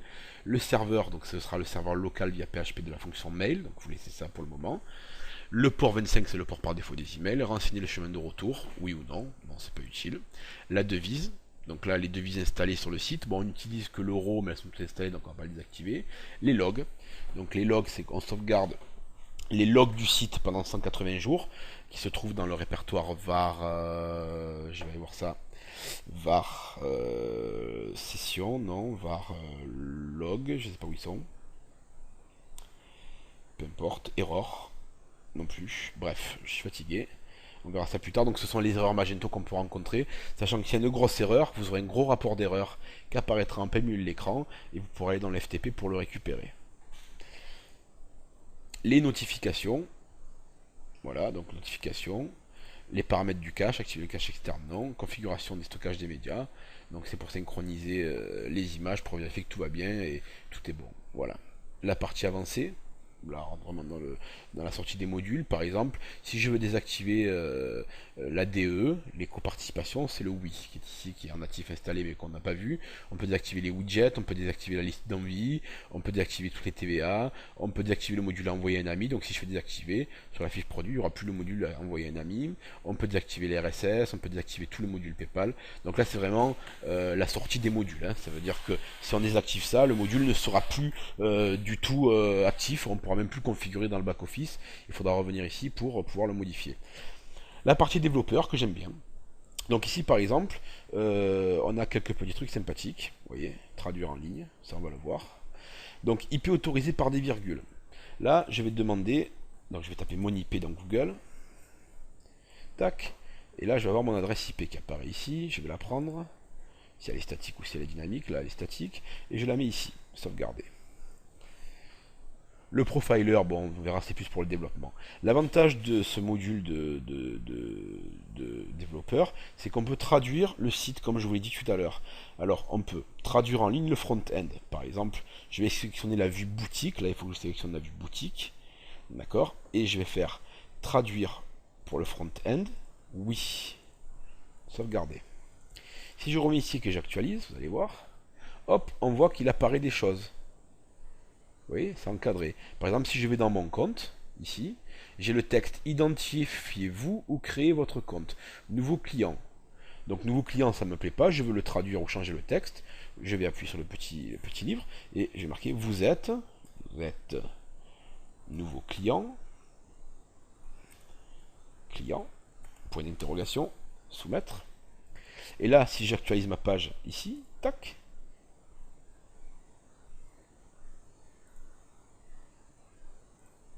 ça ne marche pas. Vous êtes nouveau client, sauvegarder, tac, j'actualise, ça ne marche pas. C'est pas normal.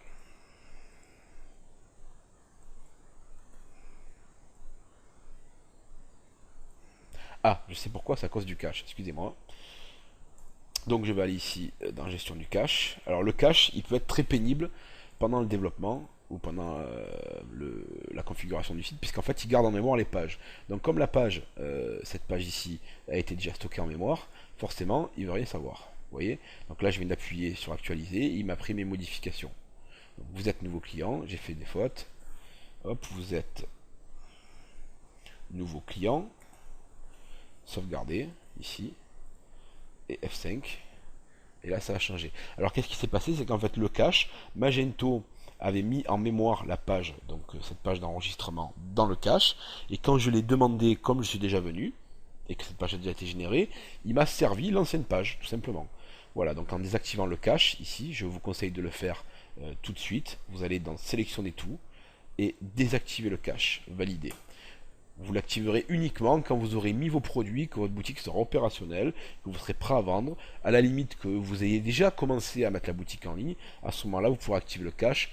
Il vaut mieux désactiver le cache quand on fait des modifications. Voilà. Donc là, j'ai plus de problème de cache. Le message ici doit partir. Désactiver. Parfait. Voilà, donc j'ai modifié. Je peux modifier tout ça. Je peux également dans la partie ici. Alors, je vais revenir. Je vais désactiver la fonction de traduction en ligne. Sauvegarder. Je vais revenir sur la configuration par défaut.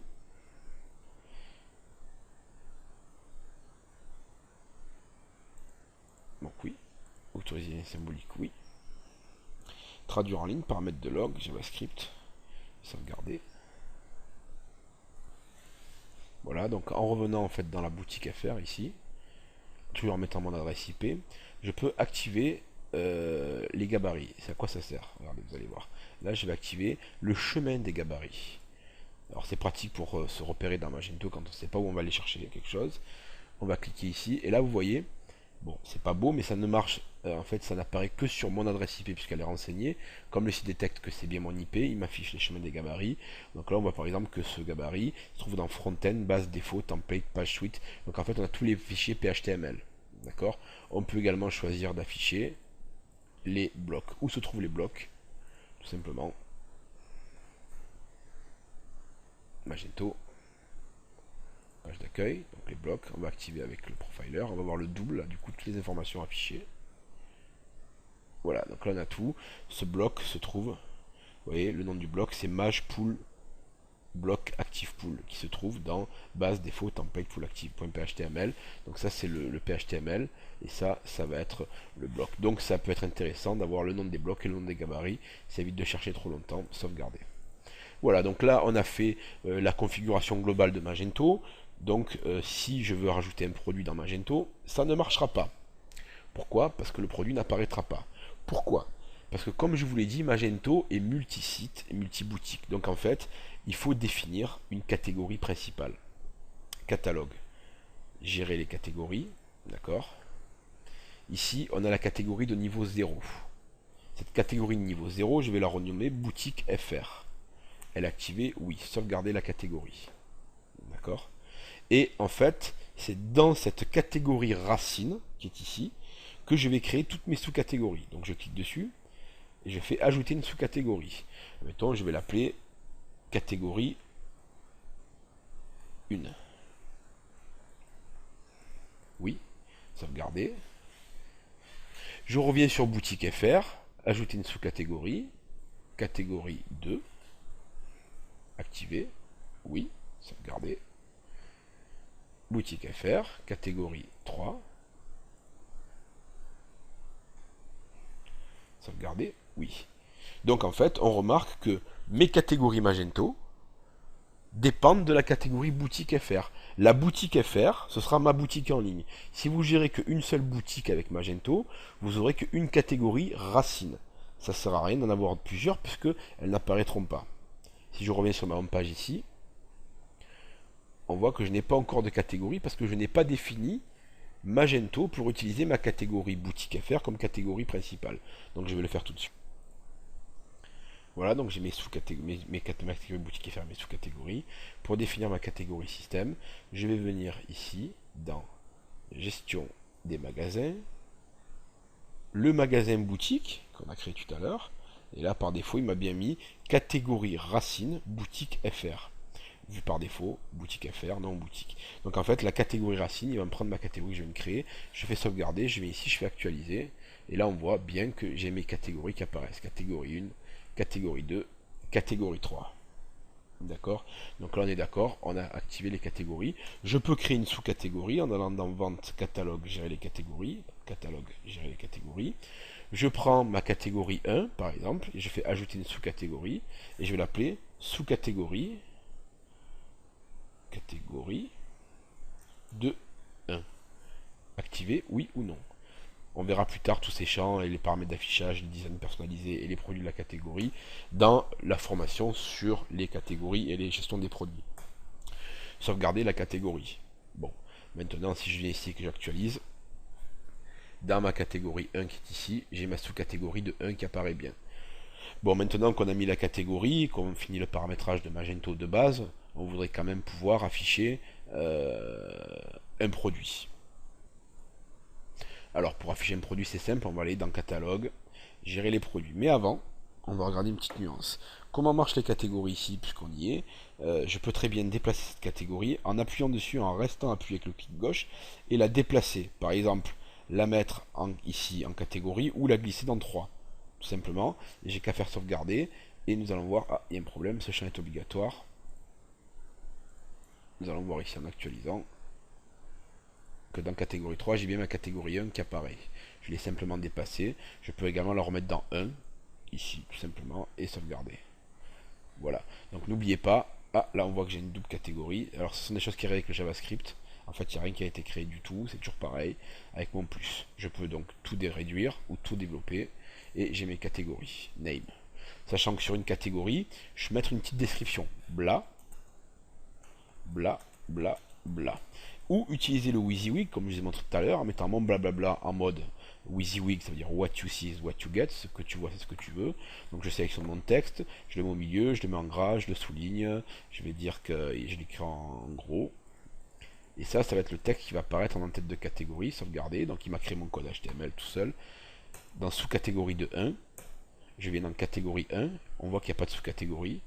Maintenant oui, parce que j'ai cliqué, c'est actualisé. Je clique ici, et là, j'ai mon blablabla qui apparaît. Donc en fait, on peut afficher une en-tête de catégorie, une tête de gondole, mettre une promotion sur des produits, et ensuite afficher les produits en dessous. Donc maintenant, on va rajouter un produit. Je retourne dans le back-office, et je vais dans catalogue, gérer les produits. Alors, il y a quelques champs obligatoires à savoir. Je ferai un document PDF un peu plus tard pour avoir une vue d'ensemble plus simple. Pour ajouter un nouveau produit. Donc là, ça sera pas vraiment, on va pas vraiment voir l'ajout global de produits. On va juste ajouter un produit pour dire, je sais mettre un produit, ma boutique fonctionne, je personnalise un petit peu le design et je commence à vendre avec. Voilà, à travailler du moins, on va dire. Donc, jeu d'attributs par défaut, on va laisser défaut pour le moment, on verra les jeux d'attributs, les attributs plus tard. Le type de produit, c'est un produit simple. Il y a le produit groupé, le produit configurable, produit virtuel, produit packagé, produit téléchargeable. On les verra plus en détail dans une formation à cet effet, dédiée à ce sujet, pardon. Donc là, je rentre le nom de mon produit, donc c'est produit de test, c'est vraiment le nom du produit de test. Ici, dans ma description, d'accord, ce qui va apparaître dans ma fiche produit, je vais mettre produit de test, description. Je vais le mettre au milieu, ça fera plus sympa. Sauvegarder. La short description, ben ça en fait ça va être tout simplement le petit résumé qui peut apparaître ou pas dans la liste des produits. Donc ça va être résumé du produit, description. Voilà, on fait un truc simple. On va le mettre à gauche, c'est bien. Le SKU. Le SKU c'est une référence unique Magento. Quand vous serez bien intégré, bien adapté à Magento, vous allez entendre parler du SKU tout le temps. Le SKU, c'est la référence. En général, on prend la référence produit. C'est pas le code EAN. Le code EAN, le champ EAN n'existe pas dans Magento. Il n'y a pas de EAN.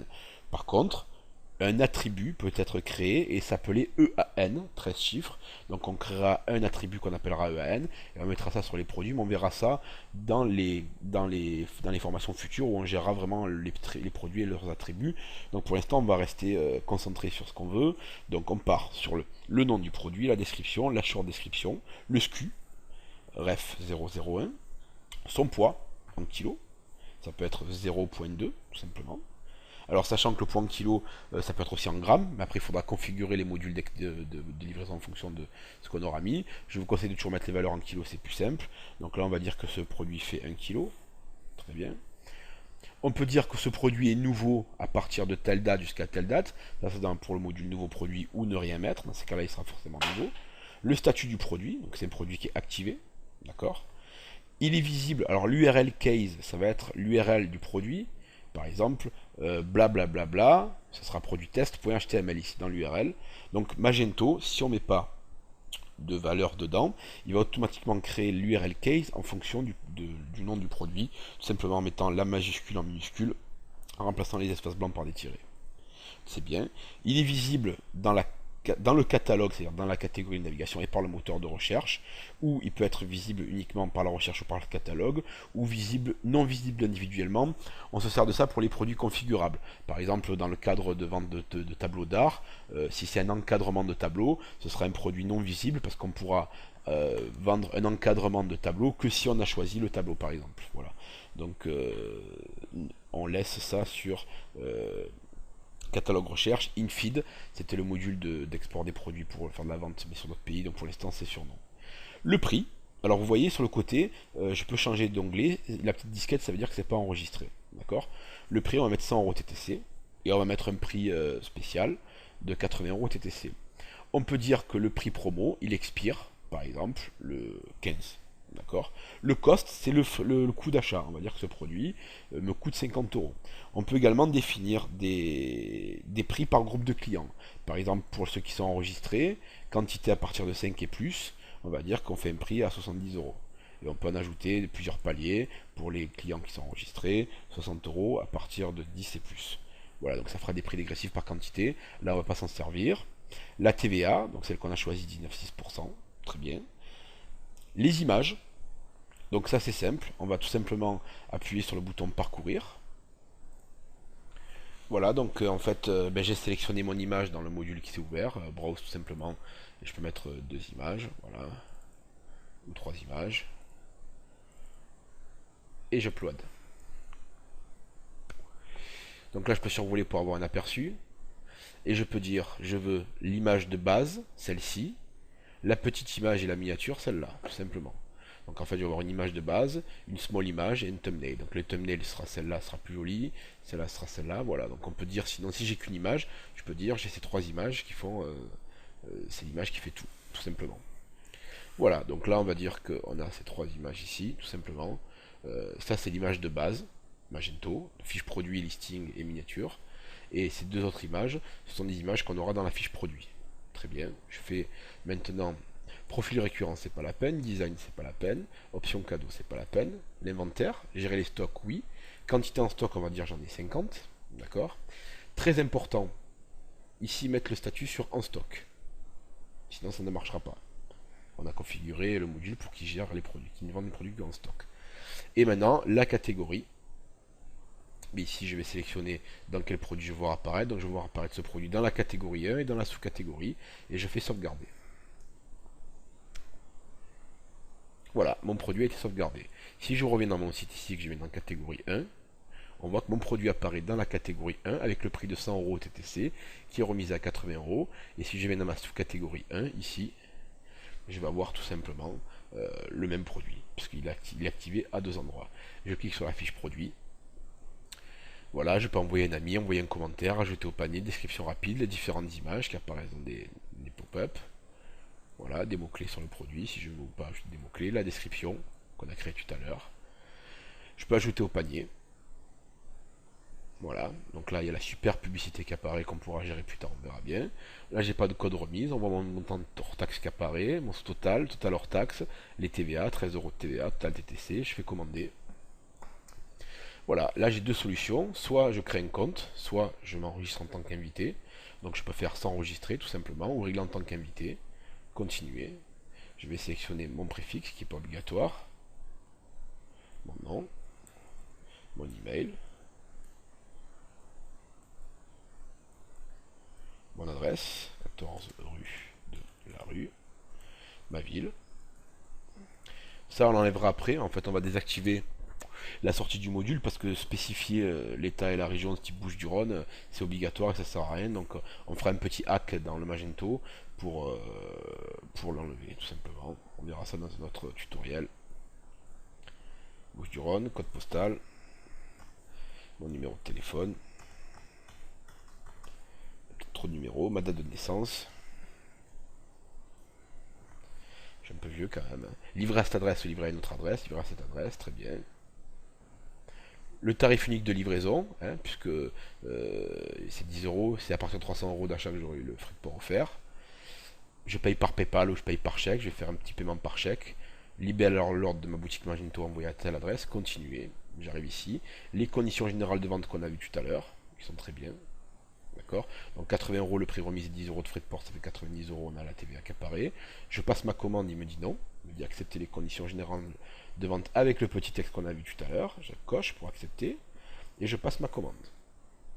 Hop, là c'est parti, ma commande est enregistrée. Alors attention, j'ai réglé en tant qu'invité, donc je n'ai pas accès à l'espace mon compte, ici, connexion, pour voir. Donc continue vos achats, ma commande est créée, j'ai reçu un email de confirmation de commande en tant que client et en tant que vendeur également. Et je retrouve ensuite ma commande dans catalogue, vente ici, commande. Et là on va voir la commande qui a été créée Guillaume Sanchez le 8 décembre. Voilà, avec tout l'historique de commande de Magento, les factures, les avoirs, les expéditions. Donc tout ça, ça fera partie de l'objet de notre cours. Je pense que ce cours a duré pas loin de 2 heures. la configuration de Magento de base. Là vous avez une boutique fonctionnelle qui permet de vendre. Bon évidemment il faut toucher le design, vous pouvez changer les logos, donc si vous savez un peu bricoler, vous arriverez forcément à changer le logo, à changer un peu le CSS, tout ça. De toute façon on verra ça dans un prochain cours, ce sera sûrement Stéphane qui nous fera le cours sur la partie design, qui est le web designer avec qui je travaille le plus souvent. Voilà, donc pour l'instant, on a une boutique fonctionnelle Magento, on peut commencer à créer des produits. Le design peut être géré à la fin, c'est vraiment une couche design, quoi, hein, on le met à la fin ou on le met pendant. C'est pas gênant, ça n'empêche pas de créer des produits, des catégories, de tester un peu dans tous les sens. Donc dans les prochains cours, on verra beaucoup d'autres formations, beaucoup d'autres modules, beaucoup d'autres fonctionnalités de Magento. Là, on a vraiment fait le petit tour. J'espère que ça n'a pas été trop compliqué pour me suivre, que j'ai été suffisamment sérieux et suffisamment clair dans mes explications. Je suis quand même resté relativement synthétique par rapport à pas mal de paramètres qu'on aurait pu aborder, mais il faudra voir ça dans plusieurs chapitres. De toute façon, c'est le but des formations vidéo, c'est de pouvoir se familiariser. N'hésitez pas à télécharger la vidéo, de vous la mettre tranquillement, quitte à avoir 2 écrans pour pouvoir paramétrer tous ces paramètres Magento au fur et à mesure. Je vous souhaite une bonne journée ou une bonne soirée. À bientôt.